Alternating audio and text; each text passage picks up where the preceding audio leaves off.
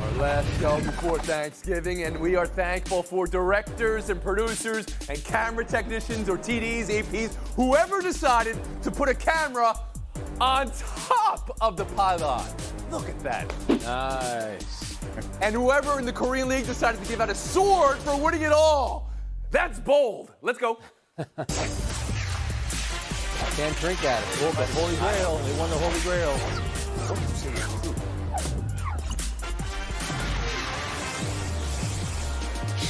The first place Los Angeles Rams. Bill Plaschke, you back on the bandwagon yet? Yep, looks like you are. A 27-24 win. Golf outplaying Brady. And now back-to-back wins over the Seahawks and Bucs in the world of Bill Plaschke's trying to figure out how high the ceiling is of this division-leading Rams team. Bill, what did we learn about the Rams last night? What is their ceiling? We learned the City of Champions has another contender. The Rams are headed, they have to be the leading contender to go to the Super Bowl. They're the best team in the NFC right now. Anybody watched last night has to agree with that. Their defense, ranked third in the league, was all over Tom Brady. And Aaron Donald didn't even have a great game. Then Jared Goff, 17 completions, 191 yards, 2 touchdowns against the blitz. That was just against the blitz. He's matured into a great young quarterback. He led the team on a great drive at the end of the first half for the field goal, and then on a game-winning field goal drive with a great third down pass to Kupp. The Rams have it going right now. They do. And Sean McVay has really proved people wrong. And what's great about all that, one of the people they proved wrong was you, Bill Plaschke, because you said they were no good just 2 weeks ago, and then they go and this is an unbelievable pivot here from Plaschke. But they now lead the division. Israel Gutierrez, are the Rams for real? What's their ceiling? Well, there's two things from last night that sort of was jaw-dropping for me. One was Cooper Kupp's feet. Now, I know there's a lot of good wide receivers in the league, but he was putting on a show yesterday. And him and Robert Woods, I say that to put them together, and they were spectacular, right? The other thing that was really, really good was that 2-minute drill at the end of the first half that got them the 3 points that eventually won them the game, right, by the 3-point margin. And so, this is all coming from a team that threw the ball a ton and normally run the ball more than they throw the ball. And so what I see is a team that's versatile, a team that can win in a lot of different ways. Nothing spectacular, nothing that's going to blow you away except for maybe that defensive line. But if they put it all together, then they can be the top team in the NFC. I'd still put them a notch below the Saints, but they can compete with the top teams if they put it all together. That yesterday wasn't the case. They didn't have their running game, but they pivoted, threw the ball a lot, were successful there, and obviously won by a few. Kevin Blackistone, when you see this Rams team 2 years removed from the Super Bowl, and they had that hangover the year in between, are they back to being a team that can get to the Super Bowl? They are back to being a team that can get to the Super Bowl, but I am concerned about that running game. I mean, they could use Gurley right now. They could use somebody who you could just hand the ball off to and could get you a big chunk of yardage. Jared Goff obviously is much better than what he was, but at the end of the game, you know, they didn't seem to really trust Jared Goff. I mean, they ran some plays there at the end that I was wondering, well, why don't they trust their quarterback? The difference with this team is obviously their defense. Their front four is fantastic. Jalen Ramsey on the backside is fantastic. He's a guy who can eliminate a receiver, and that's what they did. They did not blow Tampa Bay out of the water last night. They won by this much. Yeah, okay. It could have been turned around. Since you were alluding to it, I think you're talking about McVay's third down run and settle for the field goal and give the ball back to Tom Brady.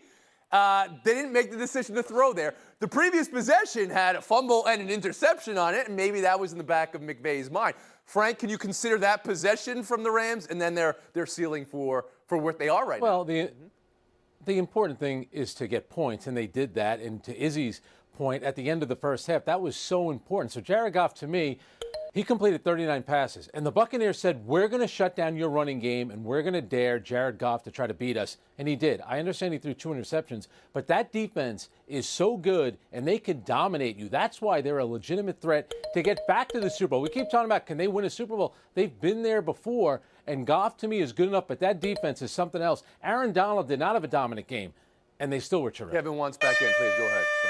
Well, I was just going to say, you know, I think they're the best team, but they're not going to win that division. Seattle's going to win that division because they got a softer schedule down the end. They've already beaten and the Rams got to play the Cardinals twice. Israel, you wanted to add something? Yeah, to KB's point, they might not have trusted him at that moment, but the game plan was to trust Jared Goff. And he did come through for the most part. Obviously had that one gaffe or a couple of them. But right there, I think it's a smart football move to go ahead. Because many were critical of him. Bill Plaschke, you've been critical of McVay in the past. He's a guy who embraces analytics, it seems, for the first 2 downs, and then maybe 3 and 4, he gets very conservative. Yeah, I think it was clear in that running play he did not trust Jared Goff, and that's probably the last piece to this puzzle. Is he has to trust him with the game on the line in that situation. I think he was thinking about the earlier interceptions. I think that'll come. I've never seen those two work better together than I did last night, and the Rams will be favored in all but one of the remaining games. They're going to win the division, Kevin. They're better than the Seahawks. All right, they're not. Seahawks defense. They're going to split with the Seahawks Cardinals. Defense? Well, okay, all right, good. I like where this is going. We'll put something on the line. We'll make this interesting next time we talk about that Washington team doing, Kevin? We'll move on. I want to talk about the Buccaneers and Brady. 2 interceptions, way off on those deep balls. Passer rating was below 65. And then, for you people who like body language, the poutiness, and no post-game handshakes again. Frank, has time expired on the learning curve for Tampa here, being something they need to flesh out? And is it now concerned that they're not coalescing? It needs to be better. Tom Brady had 9 total interceptions last year. He already has 9. But remember this, they are now 0-3 against New Orleans and the Rams. Against everybody else, he seems to do pretty well. 2 weeks ago against Carolina, he threw for 341 yards and 3 touchdowns. So we do seem to take his temperature maybe more than other quarterbacks. Those 2 interceptions, though, no excuse for that. He's too good of a quarterback, too experienced to do that. That's a concern, but I'm not selling out yet on Tom Brady. No way. You know what? Bruce Arians has got some answering to do here, too, because I started thinking about these interceptions, and why did they get rid of their quarterback from a year ago? Because he threw a boatload of interceptions. All of a sudden, you have the greatest quarterback in the history of the game, and he's throwing a boatload of interceptions, 1 for 9 on throws over 15 yards, and two of those wound up being picks. So maybe Bruce Arians needs to adjust his formula to what Brady does best at this point in his career. It's real when you see a game like last night, and Brady had the interceptions and the inaccuracy, but you've seen that in multiple games, and they have so many pieces they're constantly adding. Is it a Brady issue? Is it an Arians issue? Is it a Byron Leftwich issue, who's the OC? Well, I would ask KB, what are Tom Brady's strengths at this point in his career, right? He's not going to be able to move. He's going to be accurate, and really he's going to read the defenses. He's got to be smarter than the defense and find his guys. And so when I look at the game like last night and you put him in position to have a game-tying drive, that's where he's supposed to have his advantage. He's got 3 wide receivers out there who are way above average and a tight end who he trusts with everything. You should be able to, and they talked about it in the broadcast. When he is in the spread formation, he thinks he can read the defense is great. So if you have advantages at the wide receivers and that advantage at the quarterback position and his supposed accuracy, that's where you're supposed to see Tom Brady. And what we saw was a bad read and a bad throw, and it cost him the game. Israel, you went from accuracy to supposed accuracy. One of the most accurate balls he threw was the one after he caught his own pass. I mean, the offensive problems, Bill Plaschke. Is it on Brady? Are they on Arians, on Leftwich, or on something else? Everybody's talking around the real problem. Tom Brady's completed 33% of his passes under pressure this year. That's 3rd worst in the NFL. In the playoffs, you're going to be under pressure. It's clear to me he can only succeed right now at this stage of his career with a perfect pocket, with a clean backfield, and that's trouble for the Bucs. Yeah. And I think people are everybody's afraid to say it, but the truth is he's not the same quarterback anymore. When that's well stated, Bill, and an interesting spotlight because what have we seen? Losses to New Orleans. New Orleans gets to people recently. Chicago we saw a loss to, and this loss to the Rams, who get to the quarterback as well. It's the kind of teams you're going to be meeting in the playoffs. All right, moving on now. T-minus 2 hours from the first edition of the college football playoff ranking. Normally, the first ranking comes with the caveat, there's a lot of football left. This year, who knows how much football is left? Israel, who's your top 4 right now, and who's just on the outside looking in? Well, so I like Alabama and obviously Notre Dame at 1-2. Me, I would put Clemson at number 3. Obviously, they didn't play that game against Notre Dame with Trevor Lawrence. And, if you're going with the eye test, which is this year, you're probably going to have to judge more than actual results. I would keep Clemson. They're probably the best team I've seen with Trevor Lawrence there. And obviously, you have to keep Ohio State there. But looking at their schedule, looking at their resume, it's not very impressive. So if there is a Cincinnati that can come and leapfrog them, if there is even a one-loss team, again, without that many games to judge, if you look at what they've done in the few games they've played, Ohio State, not great. So they should be at number 4 and barely hanging on. Bill Plaschke, I was looking at your face, and when Israel said Cincinnati, you started percolating a little bit. You have Cincy in your top 4? Alabama. Here's my top 4. Alabama, Clemson, Notre Dame, and a team from Ohio named Cincinnati. Okay. They're better than Ohio State. Did you see the yardage Ohio State came up against Indiana this last weekend? That was horrendous. No, Cincinnati's got a good schedule. They got a good quarterback. They're well coached from a former Ohio State coach. Cincinnati. All that may be true, but to have them over Ohio State, Blackistone, yes. You're shaking your head no. Go ahead. They play twice as many games. There happen to be 2 undefeated teams in a Power 5 conference called the Big Ten. One happens to be Ohio State, and the other one happens to be the Northwestern Wildcats. And whoever winds up undefeated at the end of the year in the Big Ten is going to be playing in that Final Four. Put that one down. Kevin, this is the Clemson's first time gotta we've be seen in. you since Northwestern's enormous win over Wisconsin, the 10-7 win. 10 punts Yeah, you want me to break it for down for you? Northwestern, 7 punts for Wisconsin. Counts as a win. That was the score. On the scoreboard, it was 17-7. Frank Isola, can you give us a 4 maybe from a team that you didn't, go to the college of?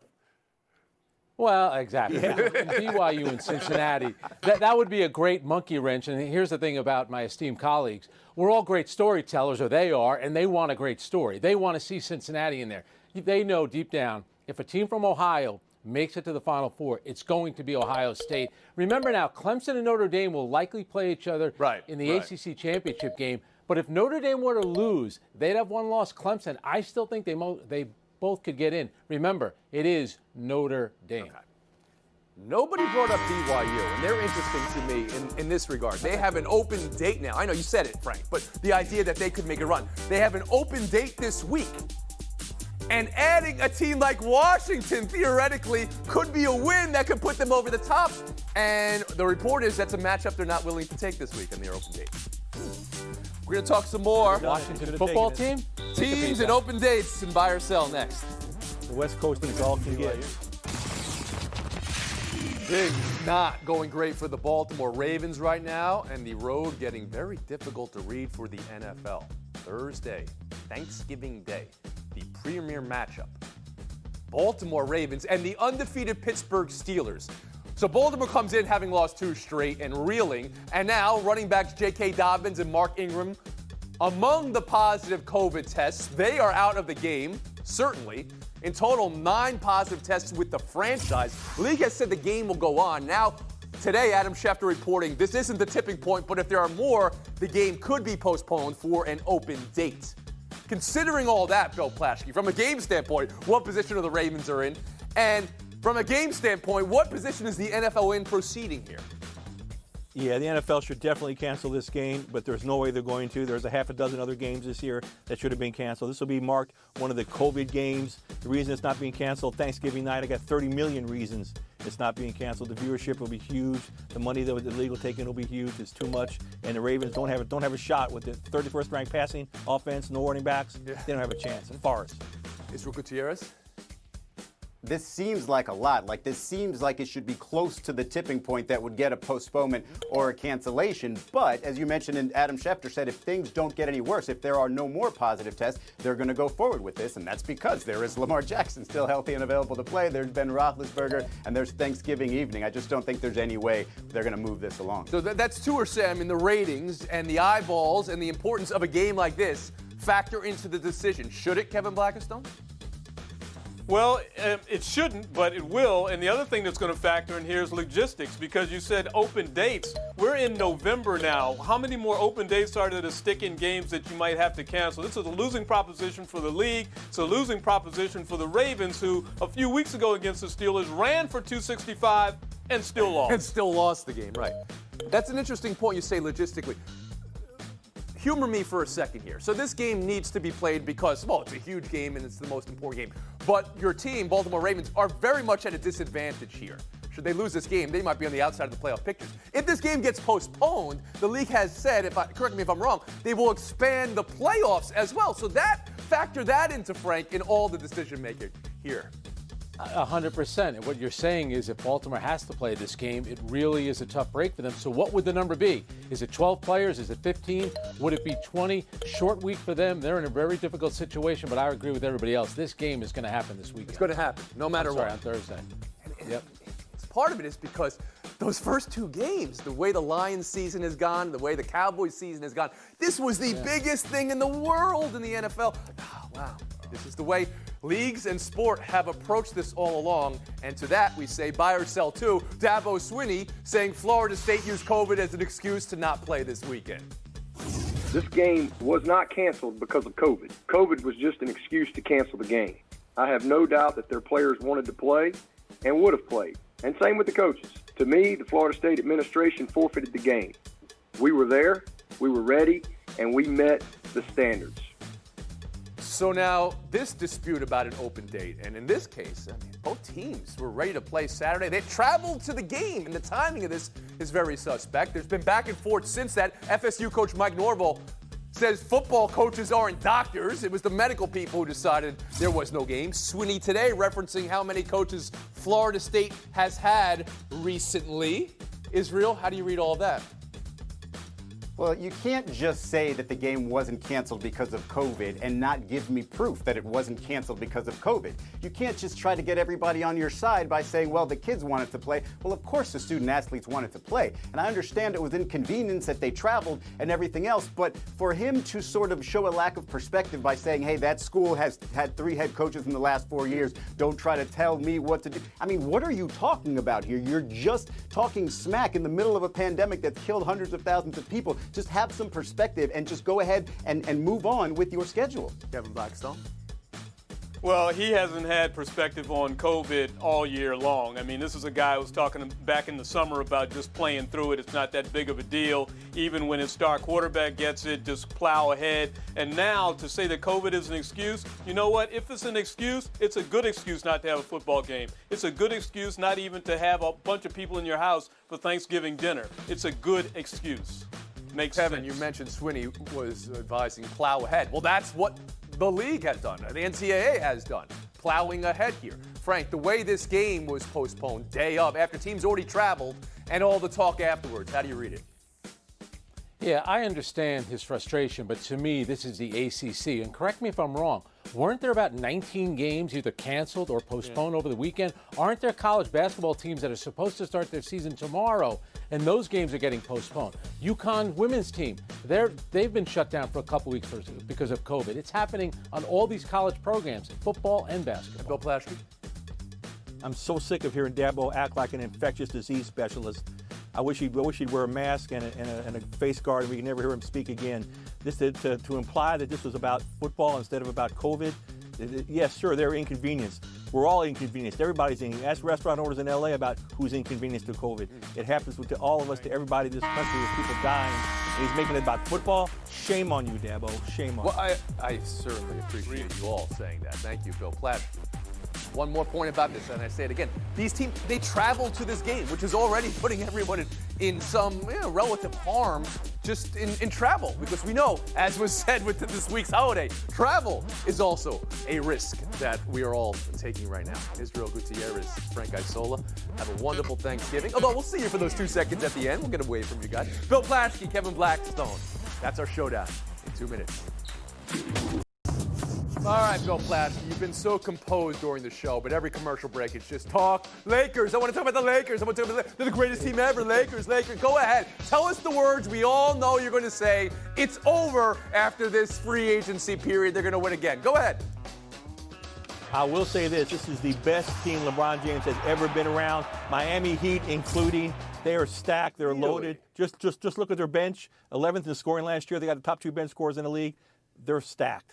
Really? Wow, well, that's kind of interesting. I mean, we did talk about the big 3 down in Miami when he was there, but you know what? That's an interesting point because it was a big 3 better than like a big 2 with a whole bunch of other really good parts. You might have a point. Who's Bosh for the Lakers? Who is Ray Allen for the Lakers, Plaschke?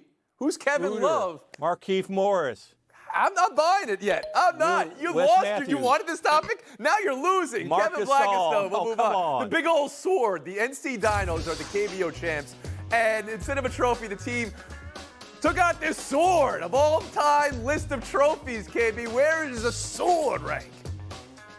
Well, you know, I was going to put it up there because I thought it was like the Sword of Damocles or something like that. But this is from a video game. A video game. How far back in history do video games go? Back to Pong? This is a Stop it. terrible And you can put idea. somebody's eye out with Somebody's that. going to get stabbed. Oh, would you stop? Well, that's enough for you. The sword of Damocles is hanging over Plasky now. Here's what they should have did for the MVP. They lock it in the stone there. Every player tries to pull it out, and then they unlock it for the MVP. Sword in the stone situation. Speaking of the Somebody's gonna stone, get 30 stabbed. seconds of FaceTime. Thank you very much for this. And on the eve of Thanksgiving, one more time, if I can just talk to Bill Plaschke, please make your not this own again. cranberry sauce. 4 cups No, of jelly's the cranberries, a cup of sugar, a cup of water, stir it around for about 15 minutes, throw an orange rind in it. It's perfect. boy. And it doesn't have those rings on it like you get out of a tin can that's boy. been sitting on a But shelf it doesn't for have 100 seeds. years. I don't want Come the on. seeds. I don't want the crunchiness. I want smooth cranberry jelly. Ocean Spray cranberry jelly, that's the best Thanksgiving treat anybody can get themselves. Guys, happy Don't Thanksgiving. text me pictures of your Thankful cranberries you. anymore, Thankful Kevin. you at home. Stick it. Practicing gratitude is a wonderful exercise. Also, think of those families that have an empty plate at their table this year.